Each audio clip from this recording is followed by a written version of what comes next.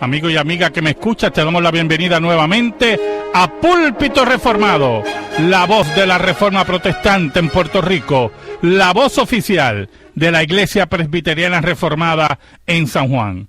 Te habla el reverendo Carlos Cruz Moya y te invitamos a que te quedes con nosotros en la próxima hora para que escuches palabra de Dios, la palabra que no se equivoca, la palabra que no vuelve atrás vacía, esa palabra que como espada de dos filos penetra hasta lo más profundo del corazón del hombre y la mujer. En esta hermosa noche en San Juan de Puerto Rico vamos a tener el tema folclor e idolatría. Folclor e idolatría. Así que amigo y amiga que me escucha, busca tu Biblia, la palabra de Dios, la única regla de fe y conducta para discutir este tema siempre tan interesante, folclor e idolatría. Vas a buscar la Biblia, la lectura bíblica, la palabra de Dios, la única regla de fe y conducta, y buscamos Primera de Corintios, capítulo 8, versículos del 4 al 6. Primera de Corintios, capítulo 8, versículos del 4 al 6. Lee así la Escritura. Acerca pues de las viandas que se sacrifican a los ídolos, sabemos que un ídolo nada es en el mundo, y que no hay más que un Dios. Pues aunque hay algunos que se llamen dioses, sea en el cielo o en la tierra, como hay muchos dioses y muchos señores, para nosotros, sin embargo, solo hay un Dios, el Padre, del cual proceden todas las cosas, y nosotros somos para Él, y un Señor, Jesucristo, por medio del cual son todas las cosas, y nosotros por medio de Él. Amén. En esta noche queremos discutir un tema que algunas veces pasa por debajo del radar en relación a la vida cotidiana de los pueblos, principalmente de los pueblos de América y su folclore. En América, en Latinoamérica y también los Estados Unidos se desarrollan diferentes aspectos religiosos que responden al folclore de diferentes áreas, de diferentes latitudes. Esos ambientes religiosos o esos cultos religiosos responden a supersticiones del área en que se vive, a rumores que hay dentro del ámbito que se mueven ciertas personas. Leyendas y cuentos de camino. Exacto, que van creando un cierto culto, ¿verdad?, a ciertos aspectos de la vida o a ciertos personajes. Por ejemplo, en México hay un culto hacia el norte del país, si no me equivoco, hacia el norte del país, que se llama la Santa Muerte. Y cuando usted ve los reportajes sobre la Santa Muerte, usted lee sobre la Santa Muerte, regularmente la Santa Muerte es representada como en una carabela vestida de mujer, y las personas le rinden culto en diferentes altares en el norte de África. Algunos le llaman la flaca, porque es una carabela, ¿verdad? Y usted ve que la gente le lleva ofrendas, le hacen oraciones, y ese culto surge del folclore del área norte de México por diferentes razones que no vienen al caso. Lo mismo ocurre en Venezuela, con diferentes personajes que han surgido dentro del folclore, y se crean esos cultos. Lo mismo ocurre con la Virgen del Pozo en Puerto Rico. Rechazada esa visión por la Iglesia Católica. Rechazada por la Iglesia Católica, y que pertenece al folclore del área de Sabana Grande, ese folclore que llega a un sectarismo, en este caso un sectarismo mariano, ¿verdad?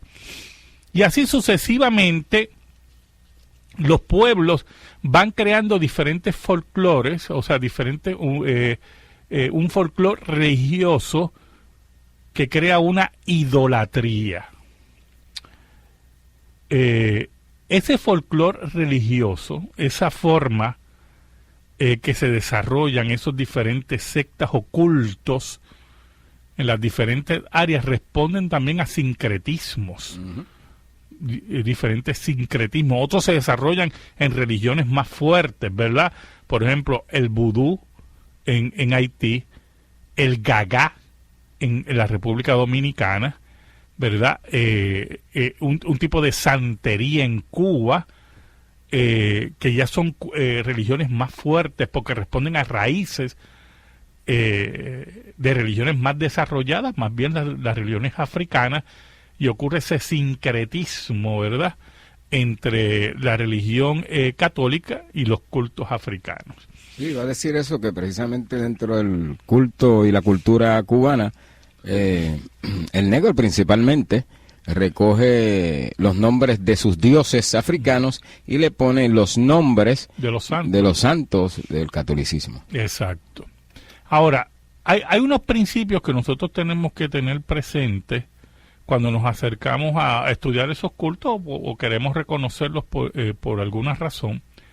Y el principio del apóstol Pablo que leímos en esta noche, en 1 Corintios 8, del 4 al 6. Todos esos cultos tienden a ser politeístas, ¿oyó, hermano? Cuando decimos que son politeístas, es que aceptan la realidad para ellos de otras deidades o de otras fuerzas espirituales, y que tienden a ser bastante democráticos. Son religiones bastante democráticas porque lo que buscan es, dentro del ámbito del folclore, que ellos sean respetados y que ellos respetan las otras creencias, afirmando la existencia de las mismas. Desde la óptica y de la cosmovisión cristiana, nosotros no planteamos eso. El apóstol Pablo nos dice ahí, ¿verdad?, en 1 Corintios 8, del 4 al 6, por lo menos creo que el primer versículo, el versículo 4. Acerca, pues, de las viandas que se sacrifican a los ídolos, sabemos que un ídolo nada es en el mundo. Nada es en el mundo. Y añade el apóstol Pablo. Y que no hay más que un Dios. Y lo que hay más que un Dios. O sea, nosotros tenemos que ir entendiendo que ese desarrollo folclórico religioso que ocurre en diferentes áreas de nuestro país, o en América Latina, o en Estados Unidos, o donde sea, responde al corazón caído del hombre que busca adorar a la criatura, que busca adorar su imaginación, lo que ellos se imaginan, y no responde al concepto monoteísta bíblico, como dice el apóstol Pablo, que los ídolos y esos dioses nada son, no existen. Más bien es un culto a los demonios, como dice más posteriormente el apóstol Pablo. En pocas palabras, puede haber una devoción muy marcada de muchas de estas personas a esos cultos, pero esa devoción nada es. Y esto es muy importante porque algunas veces confundimos esa devoción, lo devoto o devota que es la persona, ¿verdad?, a sus diferentes folclores religiosos con cierta espiritualidad. Y nosotros tenemos que entender que esa devoción, ser devoto a ídolos, es idolatría y abominación a Dios. Me recuerda que el Imperio Romano, una vez conquistaba los pueblos, adoptaba los dioses de esos pueblos, lo más seguro que políticamente con el objeto de, ¿verdad?, de controlar, de dominar. Eso va evolucionando hasta nuestros días, y entonces sale de ahí aquello que se dicen que todas las religiones conducen a Dios, y que todas las religiones son verdaderas en cierto sentido. Exacto. Porque creen en Dios, ¿ves? Sacado de aquello que había dicho yo en un programa anterior, que todos los caminos conducen a Roma. Exacto, exacto. Porque los emperadores, una de las cosas que hacían era hacer caminos precisamente, y avenidas, ¿verdad?, para comunicar. y que ayudaron posteriormente a la difusión del Evangelio, ¿verdad? Claro que sí. Por lo tanto, hermanos, nosotros tenemos que partir de la primera, ¿verdad? De la premisa, el primer punto, que todos esos cultos tienden a ser cultos politeístas, en el sentido que aceptan la existencia de otras fuerzas espirituales y que ellos pertenecen a ese concurso de fuerzas espirituales y que tienen una visión diferente, pero que todos esos caminos conducen al mismo Dios, que es un concepto de paganismo, sí, ¿verdad? Un paganismo. Que lo importante es tener fe en Dios. Exacto, en la fuerza espiritual que sea. Y el segundo concepto que usted tenemos que tener claro, que nosotros como creyentes y como cristianos, desde el punto de vista de la cosmovisión cristiana y de la teología cristiana, todos esos cultos nada son. Porque toda la Santa Muerte, la Virgen del Pozo, los cultos en Venezuela, en Argentina, que podemos mencionar, todos esos cultos regionales o más extendidos son cultos idolátricos de los cuales su agarre espiritual no existe. Y que no podemos confundir, en este segundo punto, devoción con existencia de esos dioses o de esas presencias. Para el cristianismo, como dice el apóstol Pablo, en ese 1 Corintios 8, hay un solo Dios. Y todo lo otro es nada. Absolutamente nada. Ahora, en ese sentido, nosotros tenemos que tener mucho cuidado cómo el folclore va entrando en las iglesias, el folclore idolátrico, el paganismo va entrando en las iglesias. Cuando usted habla de maldiciones generacionales dentro del cristianismo, usted está introduciendo ocultismo y brujería en la iglesia. Eso no existe, ¿oyó, hermanos? Esos conceptos de librarte de maldiciones o romper maldiciones, ese tipo de vocabulario, esa jerga viene de la brujería, viene del ocultismo y no está basada en la escritura, en la palabra de Dios. Todo ese es un folclore pagano que se ha introducido en la iglesia de Cristo.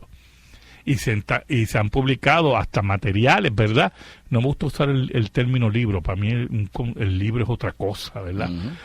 Pero se han publicado materiales que responden a esa jerga de brujería que se introduce en el cristianismo. Eso es un folclore religioso totalmente falso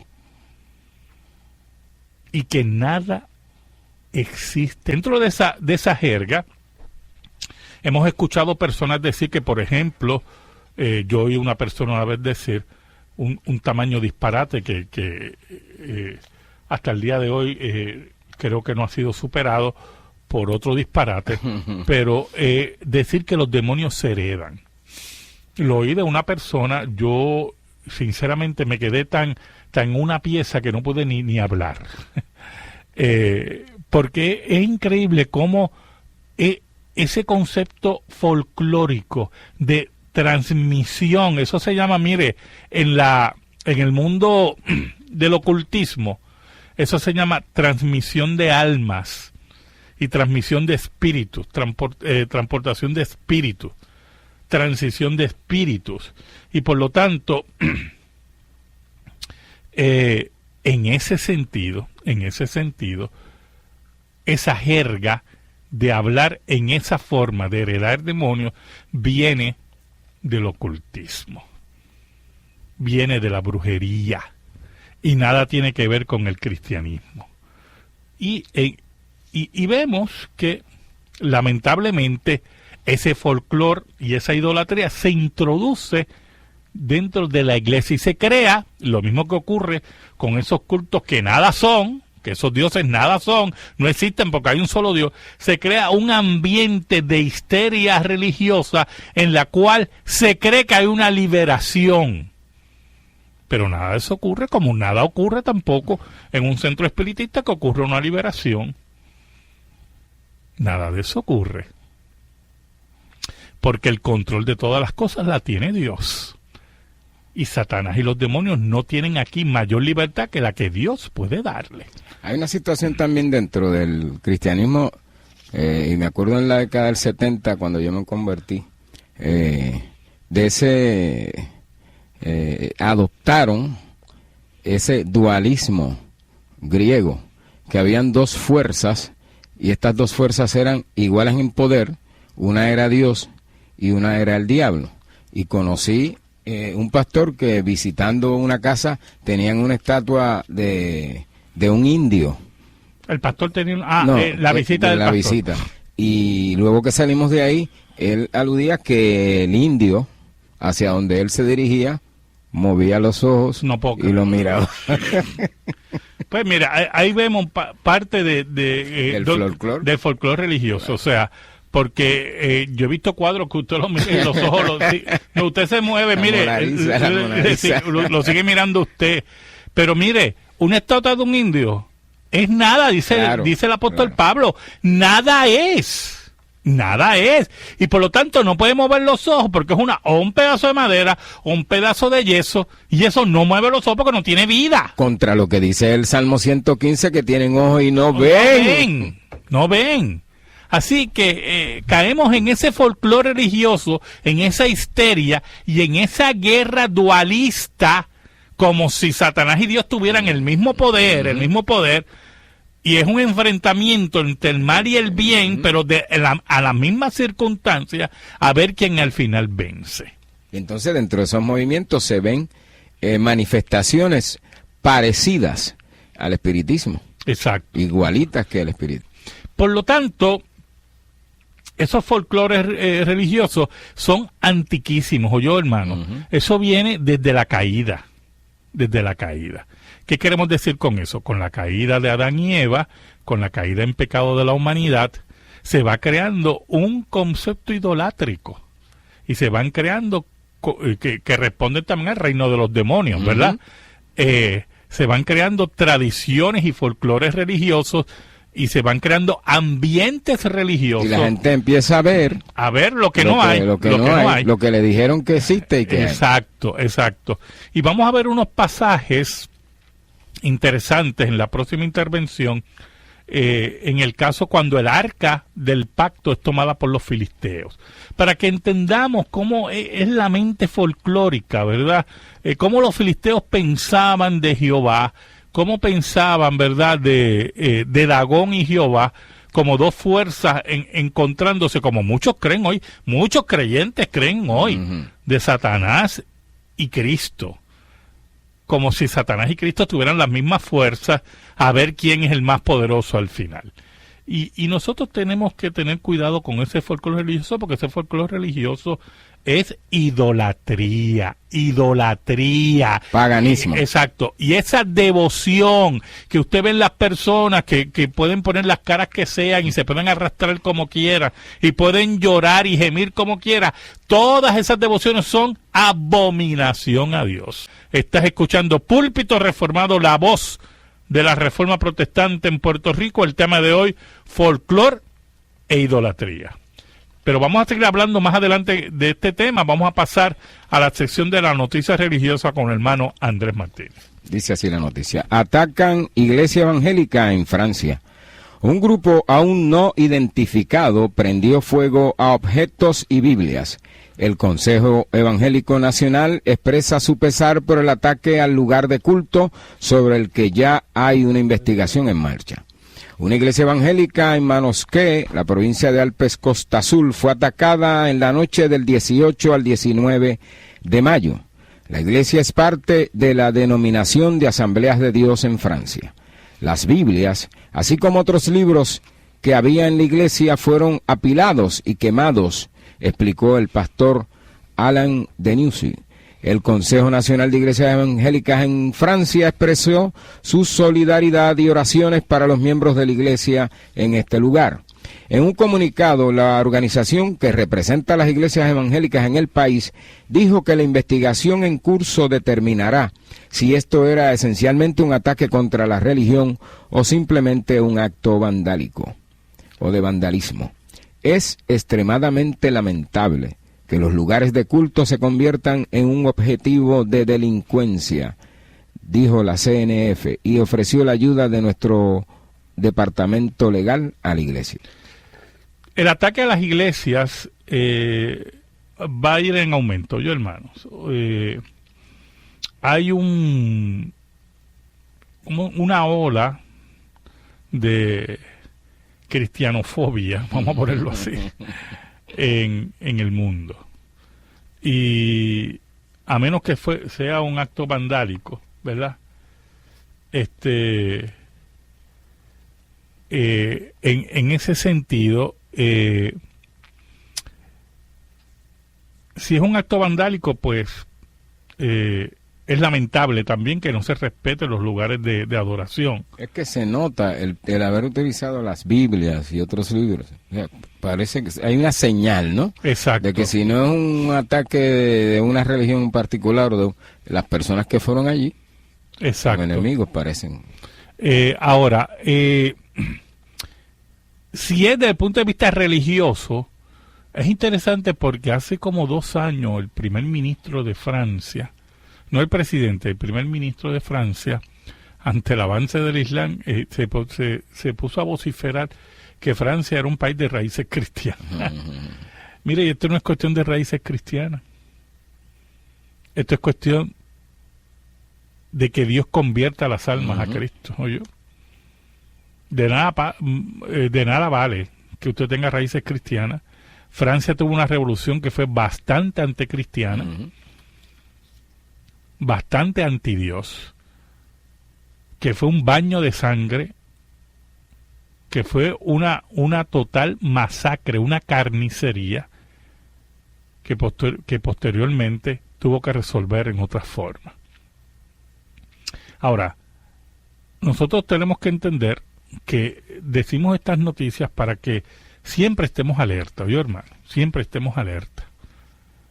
Y que entendamos que el reino de las tinieblas odia a la iglesia, que el mundo odia la iglesia de Cristo, pero que si usted lee el final del libro de Apocalipsis, dice que la iglesia será triunfante, nosotros vamos a ganar, porque Jesucristo vendrá a reinar sobre todas las cosas. Él reina ya y vendrá a consumar su reino al final de los tiempos. Y eso es así. Y el reino de las tinieblas será derrotado. Así que sigamos orando por los cristianos en Francia y por los cristianos alrededor del mundo. Muy bien, pasamos a la sección de la pregunta. Tenemos muchas preguntas y lamentablemente pues no podemos contestarlas todas. Vamos a empezar con el hermano Víctor Gallardo de Santurce, que él dice que se habla de que Lázaro dormía, que no estaba muerto. Bueno, el que diga eso no lee la Biblia, no sabe. Porque el texto dice claramente que no solamente Lázaro murió, sino que fue enterrado, o sea, fue puesto en una cueva y ya apestaba. Bueno, no sé si eso es muerte, ¿verdad? El que le diga eso, hermano Gallardo, pues no sabe. Ahora, cuando dice que Lázaro duerme y yo voy a ir a despertarlo, o el caso, era una forma metafórica que los judíos hablaban, ¿oyó? Cuando se construye el segundo templo y se va desarrollando la teología del segundo templo en Israel, se van surgiendo las diferentes sectas. Y es interesante ver que el fariseísmo enfatizaba en la vida después de la muerte. Y se va desarrollando las doctrinas de la resurrección. Y era parte integral. Los fariseos aún hablaban así, de la muerte como un dormir, pero ellos creían en la vida después de la muerte, o sea que es una forma. Ahora, cuando usted pregunta por qué dice que la enfermedad de Lázaro no era de muerte, Juan 11:4 es claro, o sea, lo que Cristo está diciendo es que Lázaro no se iba a quedar en esa condición de muerte, porque lo que esa enfermedad dice, mire cómo dice Juan 11:4. Oyéndolo Jesús dijo, esta enfermedad no es para muerte, sino para la gloria de Dios, para que el Hijo de Dios sea glorificado por ella. ¿Qué significa? Que Lázaro no se iba a quedar en su estado de muerte, porque cuando Cristo lo resucite al cuarto día, cuando ya hiede, dice la Biblia, la fama de Cristo iba a ser, ¿verdad? Uh-huh. Extendida por todo lugar. Bueno, es señalar que le dicen que está enfermo, no que está muerto. Y entonces él se queda 2 días más. O sea, le dijeron que estaba enfermo y él se queda 2 días más. 2 días más. Y entonces luego le dice a los discípulos, él duerme. Es bueno también entender que Pablo, dentro de la cultura cristiana, Pablo dice que no ignoréis acerca de los que duermen. Así mismo es. Es decir, que se convirtió, por el dicho de Cristo, en que los cristianos no mueren, no porque es una manera figurada, ¿no? Sino que lo que hacen es dormir, porque un día van a ser despertados. Así mismo, de manera figurada. Ok. Hermano Pablo López Santur se pregunta que si la salvación no es por obra, pero ¿qué vamos a hacer para mantenerla? Usted no puede hacer nada para mantener su salvación, hermano. La salvación la mantiene Dios. Todas sus obras, Isaías dice que todas nuestras obras de justicia, así dice Isaías, todas nuestras obras de justicia son trapos de inmundicia delante de Dios. Todas sus obras buenas, y lo pongo entre comillas, que usted haga por obediencia a la ley de Dios, es dentro de su proceso de santidad. Pero la salvación de usted, dice la Biblia que la salvación es de Jehová, y Dios es el que mantiene nuestra salvación. Y usted tiene que caminar en santidad, no por mantener su salvación, sino por agradecimiento y por estar en un proceso de crecimiento y madurez cristiana. Pero usted no puede mantener su salvación, porque usted sabe muy bien, usted que me está escuchando ahora, ¿verdad? Usted sabe muy bien cuáles son sus pecados personales. La Escritura dice que sois guardados mediante el poder de Dios para alcanzar, porque la salvación tiene unas etapas, ¿no? Exacto. Está la etapa de la cruz, está la etapa mientras estamos aquí y el final cuando se consuma. Ahora, la salvación es la que nos guarda a nosotros y no nosotros a ella. Exacto. Porque es salvación. Exacto. Así que manténgase en la fe cristiana, obedezca lo que dice la ley de Dios, sabiendo que es por agradecimiento, sabiendo que no importa las obras que usted haga, nada de eso lo va a salvar usted.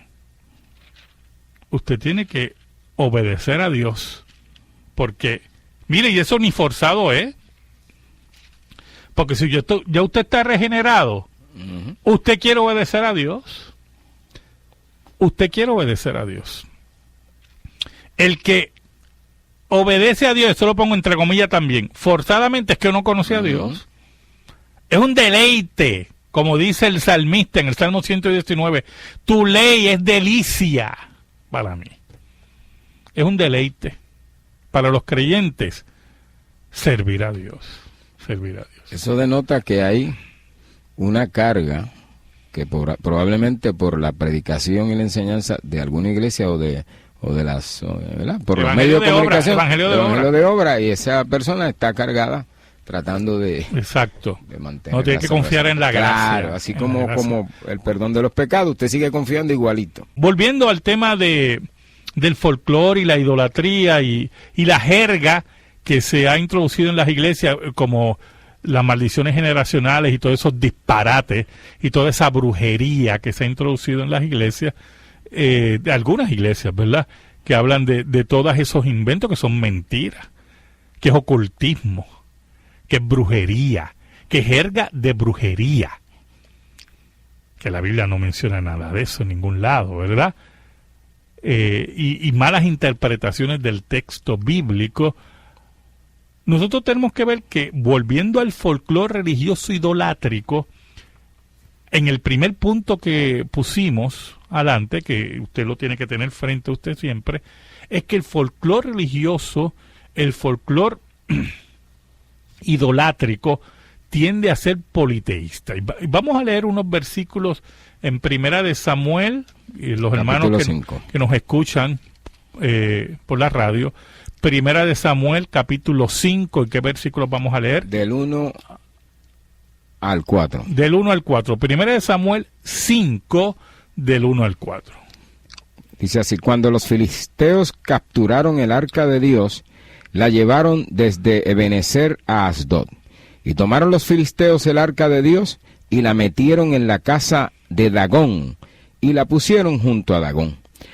Y cuando al siguiente día los de Asdod se levantaron de mañana, he aquí Dagón postrado en tierra delante del arca de Jehová, y tomaron a Dagón y lo volvieron a su lugar. Y volviéndose a levantar de mañana, al siguiente día, he aquí que Dagón había caído postrado en tierra delante del arca de Jehová, y la cabeza de Dagón y las 2 palmas de sus manos estaban cortadas sobre el umbral, habiéndole quedado a Dagón el tronco solamente. Oh, muy bien. Mire qué interesante. Los filisteos capturan el arca del pacto. Los filisteos pues tenían un problema con Israel, porque Israel era un pueblo que no tenía imágenes. Era el pueblo que servía al Dios invisible, Mientras todos los pueblos que rodeaban a Israel, incluyendo los filisteos, representaban a sus dioses con figuras, ¿verdad?, humanas o semi-humanas. Israel no tenía ninguna representación. Por lo tanto, el símbolo de Israel, de su divinidad, si podemos hablarlo así, era el arca del pacto. Entonces, ¿qué pasa? Cuando los filisteos la capturan, para ellos capturaron a Dios, al Dios de Israel. Porque recuerden, como viene del folclore idolátrico, el folclore idolátrico tiende a ser politeísta, pues ahora nuestro Dios Dagón tiene control sobre Jehová a través del arca del pacto. Y por eso ellos toman el arca del pacto y la ponen en el templo de Dagón. ¿Por qué? Porque es un trofeo. Exactamente, sí. Que se entrega a Dagón. Mira, aquí está Jehová. Aquí está Jehová que nosotros hemos conquistado. Pero ¿qué pasa? Hay un problema. El apóstol Pablo nos dice que los ídolos nada son. Nada son, no existen. Los ídolos no existen. Es un culto a los demonios. Y los demonios no tienen control sobre Dios. Y no tienen control sobre el reino de Dios.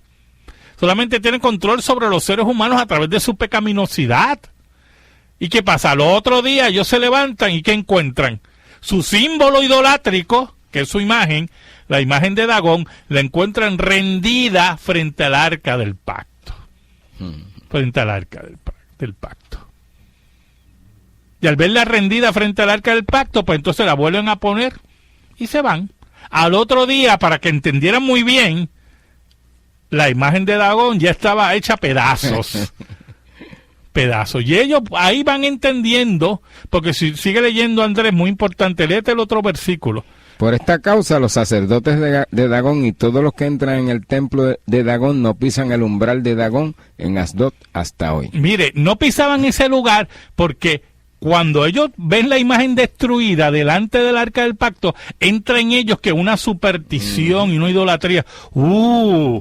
Le da miedo y no se atreven a entrar ahí, como muchos cristianos que no pasan por unos lugares, porque, mire, hermano, el que está en nosotros es mayor que el que está afuera, dice la Escritura.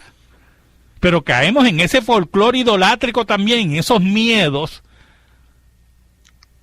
donde la Biblia dice claramente, el apóstol Juan, en Primera de Juan, que el maligno no toca a los hijos de Dios.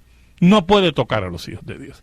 Pero estos idólatras, que eran politeístas, pues miren, ni se atrevían a entrar ahora en el umbral, porque se dieron cuenta, ¿verdad?, que Jehová era más poderoso. Entonces Dios los castigó por tomar el arca y le mandó diferentes... Los hirió con tumores en todo su territorio. Así mismo es. Los hirió con tumores. Y aparentemente era una peste bubónica, porque había una plaga de ratas. Oiga, y ellos entonces llegaron a la conclusión que la mano de Dios, la mano de Jehová, estaba sobre ellos. Si usted se acuerda, la invasión de Josué, la explicación que daban, decían, es que este Dios es más poderoso que nuestros dioses, o sea, un concepto politeísta, pero nosotros como creyentes no tenemos ese concepto. Este es el segundo punto de nuestra discusión, ¿verdad? Nosotros no creemos en la existencia de esos dioses, no existen esos dioses, no tienen poder sobre los creyentes. Los demonios, ese culto a los demonios, no tiene poder sobre los creyentes. Esos conceptos de maldición generacionales son conceptos de brujería y de folclore idolátrico dentro de la Iglesia de Cristo. Sí, que es otra manera de sincretismo. Exacto. Para darle luz, poder a la predicación, tienen que inventar y traer de allá. Y se puede llamar predicación. Sí, eso de su predicación. Ajá. Pues entonces extraen de allá, claro está que también está la base de espiritualista con relación al Espíritu Santo. Exacto. Y entonces hay una competencia de espíritus aquí también, ¿no? Exacto. El Espíritu Santo con el espíritu de los demonios o con el diablo. Y traen de allá, porque no lo encontramos en las Escrituras. Siempre me preguntaban por qué en estos movimientos hay que luchar tanto con un individuo que tiene un demonio. Cuando Cristo venía a los apóstoles la cosa era muy fácil. Exacto. Se iban inmediatamente, ¿no? Exacto. Tanto que algunos demonios vieron a Cristo y dijeron, temblaban de miedo. Exacto. Y aquí ellos hacen fuerza, igual que en las películas del exorcista. Exacto. Igualito. Un espectáculo. Un espectáculo. ¿No? Y las veces que los apóstoles no pudieron sacar demonios, se daban las razones allí, o sea, eran personas que buscaban, no veían el exorcismo como el adelanto del reino de Dios, veían el exorcismo como un espectáculo, y por eso Cristo decía, ¿hasta cuándo estaré con vosotros? O sea, nosotros tenemos que ver que este folclore idolátrico toca las puertas de la iglesia, toca las puertas de los hogares, y cuando toca las puertas, si usted no está armado con la Escritura, usted va a creer todas esas tonterías, toda esa idolatría. Yo quiero volver a 1 Corintios 8, del 4 al 6, porque tenemos que ver lo último que dice el apóstol Pablo sobre a quién nosotros servimos. ¿A quién nosotros servimos? Vuelve a leerlo. El verso 6. Creo que 5 y 6, mira. Ok. Acerca pues de las viandas que se sacrifican a los ídolos, sabemos que un ídolo nada es en el mundo y que no hay más que un Dios. Pues aunque hay algunos que se llamen dioses. Aunque algunos se llamen dioses por ahí, Dagón, la Santa Muerte, la Virgen del Pozo, lo que sea. Continúa. Sea en el cielo o en la tierra. Sea en el cielo o en la tierra. Mire, no importa la ubicación, dice el apóstol Pablo. Continúa. Como hay muchos dioses y muchos señores, para nosotros, sin embargo, solo hay un Dios, el Padre, del cual proceden todas las cosas y nosotros somos para Él.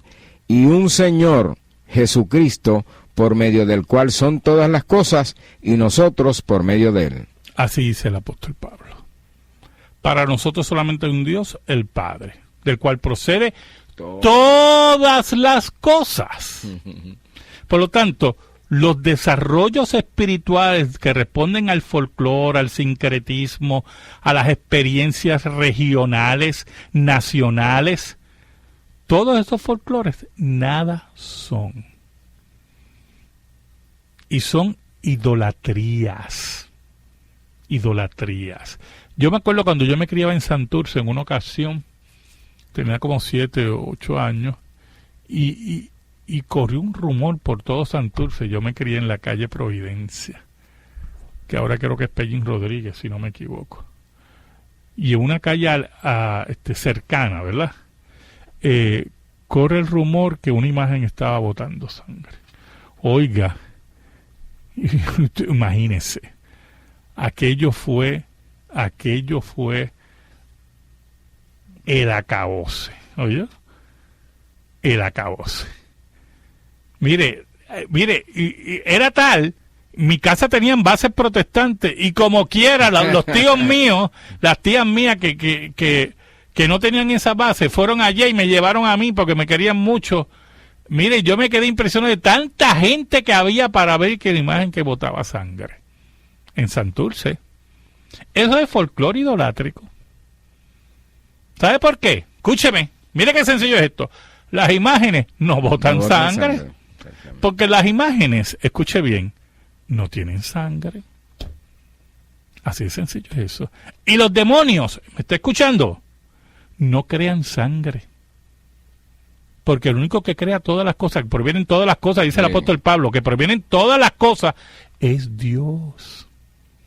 Satanás no tiene esa capacidad de crear sangre, que implica crear también, ¿qué? DNA, células, vida. Dios es el creador de la vida. Todo eso es un truco. Un truco, y la gente, como le gusta ver ese folclore idolátrico, cae en esa trampa. Por lo tanto, hermanos, le exhortamos a que usted tenga una vida cristiana madura, madura, y no responda a ningún folclore religioso, sino responda al único Dios verdadero, revelado en el personaje más grande de la historia, Jesucristo, el Hijo de Dios. Escríbenos, Púlpito Reformado, P.O. Box 363864, San Juan, Puerto Rico, 00936. Púlpito Reformado, P.O. Box 363864, San Juan, Puerto Rico, 00936. Si te interesa que nuestro programa de radio se mantenga en el aire, puedes enviar tu ofrenda a nombre de la Iglesia Presbiteriana Reformada a la misma dirección. Púlpito Reformado, P.O. Box 363864, San Juan, Puerto Rico, 009. Le pido al Señor que bendiga tu vida, bendiga tu hogar, bendiga tu familia, y que la paz de Cristo que sobrepuja todo entendimiento, esté sobre ti y los tuyos en esta hora. Dios te bendiga ricamente en el Señor. Amén.